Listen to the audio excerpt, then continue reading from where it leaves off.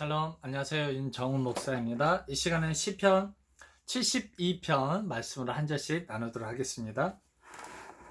하나님이여 주의 판단력을 왕에게 주시고 주의 의를 왕의 아들에게 주소서라는 것이죠. 이원적 표현으로 표현하고 있죠. 하나님 누구입니까? 성부 하나님을 이야기하고 있고 주의 판단력을, 즉 하나님의 사람들에 대한 그 심판의 그 권세를 왕에게 주시고, 그렇죠, 예수님께 주시고 주의 이 의를 왕의 아들에게 주소서라는 것이죠. 이제 예수님께 모든 죄사함의 권세가 이양되어지는 것들을 이제 다 솔로몬이 예언하고 있는 것이죠.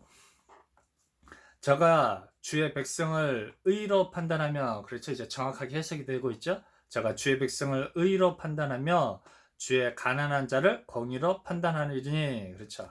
가난한 자가 누구입니까? 심령이 가난한 자이죠. 공의로, 의로움으로 판단한다는 것이죠. 하나님의 의가 무엇입니까? 하나님의 의로움은 사단에 속해 있는 자들을, 사단을 머리를 밟아버리고 구하여 속해내는 것이 하나님의 의로움이다라는 것이죠.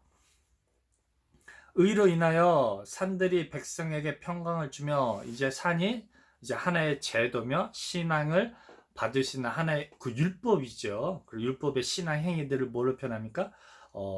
이렇게 산으로 표현하죠. 즉 흔들림이 없는 구원받을 수 있는 방법을 산으로 표현한 것이죠.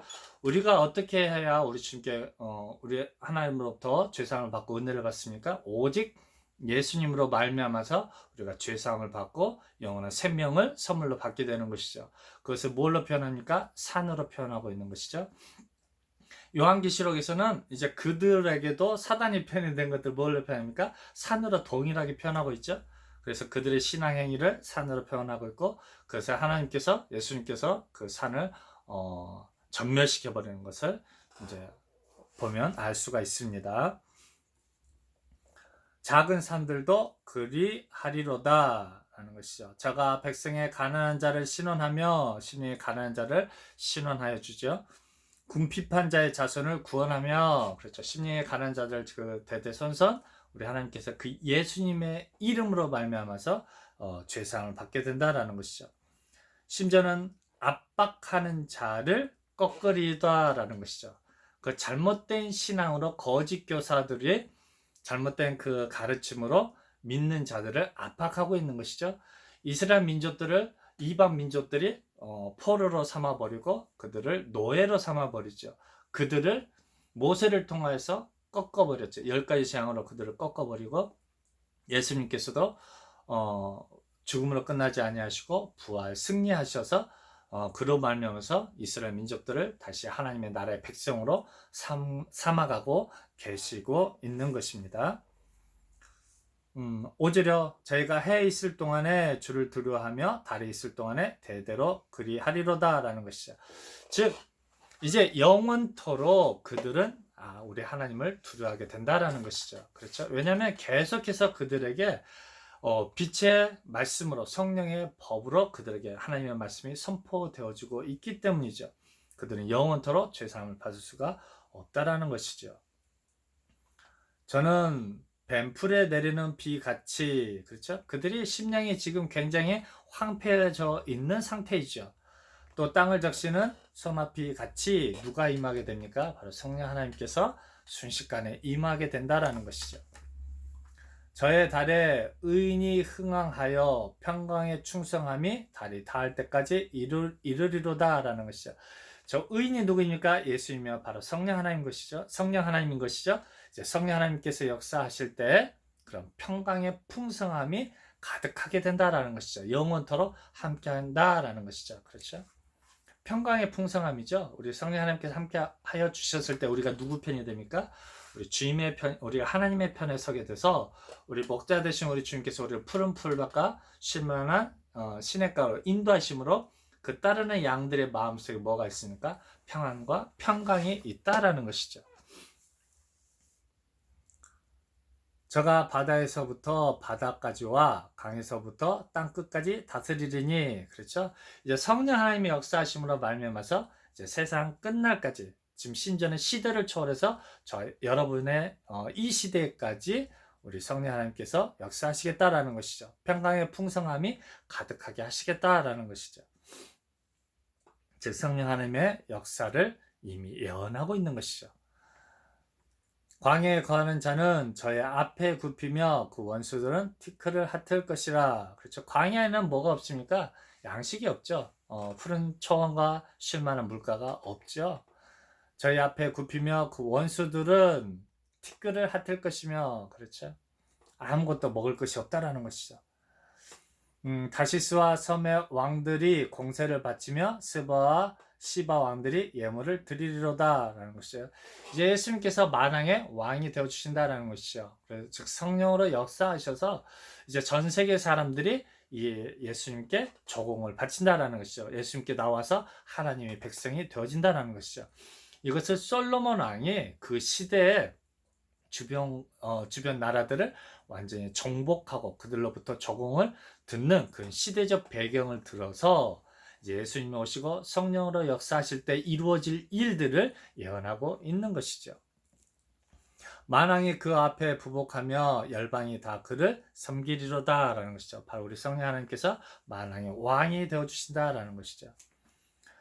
저는 궁핍한 자의 부르짖을 때 건지며 도움이 없는 가난한 자도 건지신다라는 것이죠. 그들이 온전히 참된 진리를 찾고 추구하고 구하고 찾고 두드릴 때 그들에게 성령 하나님께서 함께 하심으로 그들의 궁핍한 것을 채워주시는 것이죠. 도움이 없는 가난한 자에게 하나님께서 제물로 가득 채워주신다라는 것이죠.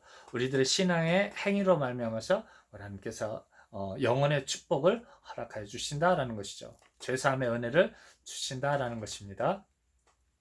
저는 가난한 자와 궁핍한 자를 긍휼히 여기며 궁핍한 자의 생명을 구원하며, 그렇죠? 우리들의 생명을 구원하는 것이 하나님의 평강의 축복이라는 것이죠. 평강의 풍성함이다라는 것이죠. 현실에 되어질 일들에 대한 축복이 아니죠. 이것을 반드시 구별해야 할 것입니다. 저희 생명을 압박과 강포에서 구속하려니 구하여 속하여 주신다라는 것이죠. 언제요? 예수님 당시가 아니죠.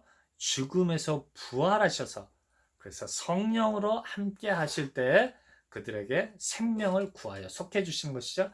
그들의 현실의 삶은 최악이었죠. 최악이었는데 무엇을 구하여 속해 주셨습니까? 그들이 죽음을 보지 않고 영원한 생명을 얻게 된다라는 것이죠.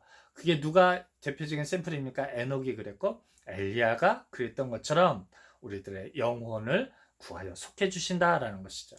죽음을 보지 않는다라고 표현하고 있는 것입니다. 저희 피가 그 목전에 귀하리로다. 그렇죠. 저희가 생존하여 스바의 금을 저에게 드리며 사람들이 저를 위하여 항상 기도하고 종일 찬송하리로다 라는 것이죠. 그렇죠? 이제 우리를 사단에 속해 있어서 노예되었던 우리들을 구하여 속해 주셨기 때문에 우리가 찬양을 드리는 것이죠. 그렇죠? 하나님의 언약궤가 다윗 왕에 있는 그 예루살렘 성으로 입성했을 때 다윗 왕이 정말 기뻐하며 즐거워 춤을 추듯이 그 언약궤가 무엇을 상징합니까? 예수님과 성령 하나님을 상징해서 그 성령 하나님이 내 마음속에 함께 하실 때 우리가 기뻐 찬송을 드리게 된다는 것이죠. 그래서 하나님의 영이 함께하는 사람들은 그의 평생에 우리 성령 하나님께서 우리의 방패가 되어주시고 우리의 신앙의 산성이 되어주셔서 그의 여정이 기쁨과 찬양의 여정이 된다는 것이죠. 물론 이 땅에서의 삶이 예수님 당시에 예수님의 제자들처럼 정말 배고픔과 고통과 슬픔과 감옥에 가둬짐과 40일 하나 감한 배를 맞고 죽음에 이른다 할지라도 그의 영혼은 기쁨과 찬양이 있다라는 것이죠. 저희가 16절에 산꼭대기의 땅에도 화곡이 풍성하고 그 열매가 레바논같이 흔들리며 성에 있는 자가 땅의 풀같이 왕성하리로다 라는 거예요. 산꼭대기 땅에 무엇이 있습니까? 거룩한 성전, 하나님의 성전이 있는 것이죠. 화곡이 풍성하죠. 모든 곡식들이 풍성하죠. 우리 성령 하나님께서 우리를 푸른 풀밭과 쉴만한 물가로 인도해 주시기 때문에 그 모든 곡식이 모든 열매가 풍성하다 표현하고 있는 것이죠. 그래서 성에 있는 자가 땅의 풀같이 왕성하리라 라는 것이죠. 예수님 안에 우리 성령님 안에 거하는 자가 이렇게 은혜로 하나님의 은혜로 풍성함을 받는다라는 것이죠. 그래서 그 이름이 영구하며 이제 하나님의 이름이 예수님의 이름으로 바뀌었고 이제 예수님의 이름이 성령 하나님으로 바뀌어서 우리에게 은혜와 죄사함을 베풀어 주시고 계시는 것이죠. 그래서 그 이름이 영구하다라고 표현하고 있는 것입니다. 그 이름이 해와 같이 장구하리로다. 사람이 그로 인하여 복을 받으리니 열방이 다 그를 복되다 하리로다 라는 것이죠. 이방 민족들이 이제 성령 하나님으로 말미암아서 우리 예수님을 찬양하게 되는 것이죠. 그래서 우리가 중요하게 알아야 될 것이 바로 1절 말씀이죠. 하나님의 주의 판단력을 왕에게 주시고 주의 의를 왕의 아들에게 주소서라고 표현하고 있죠. 그와 마찬가지로 이제 예수님께서 이제 성령 하나님께 모든 것의 그 권한과 능력을 부여해 주시는 것이죠. 그래서 성부 하나님께서 성자 예수님께로, 성자 예수님께서 성령 하나님께로 모든 이름의 그 권세를 주신 것이죠. 그래서 우리는 오직 한 분 하나님으로만이 우리가 죄사함을 받게 되는 것이죠. 그걸 어떻게 표현합니까? 삼위일체 하나님으로 말미암은 죄사함으로 우리가 표현하고 있는 것이죠. 그래서 그 이름이 영구하며 그 이름이 해와 같이 장구하리로다. 사람들이 그로 인하여 복을 받으리니 열방이 다 그를 복되다 하리로다 라는 것이죠. 복의 근원 대신 우리 주님을, 우리 성령 하나님을 표현하고 있는 것이죠. 영원한 생명의 복을 얻게 된다라는 것입니다. 홀로 기사를 행하시는 여호와 하나님, 곧 이스라엘의 하나님을 찬양하며 그렇죠. 그 영화로운 이름을 영원히 찬송할지어다 라는 것이죠. 예수님의 이름이 언제 영화롭게 되어집니까? 죽음으로 끝났을 때는 예수님의 이름이 이제 죄인의 그 이름을 가질 수밖에 없죠. 하지만 죽음을 보지 않고 부활 승천하시고 승리하셨기 때문에 예수님의 이름이 귀하고 값어치가 있다라는 것이죠. 그렇죠? 그것이 야곱이 이스라엘이 되고 사라가 사례가 되어지고 이제 이렇게 아브라함이 되어지는 그 일들이 무엇입니까? 이제는 예수님께서 거룩하신 성령 하나님으로 거룩한 영으로 역사하심으로 그 이름이 우리에게 은혜를 주신다라는 것이죠.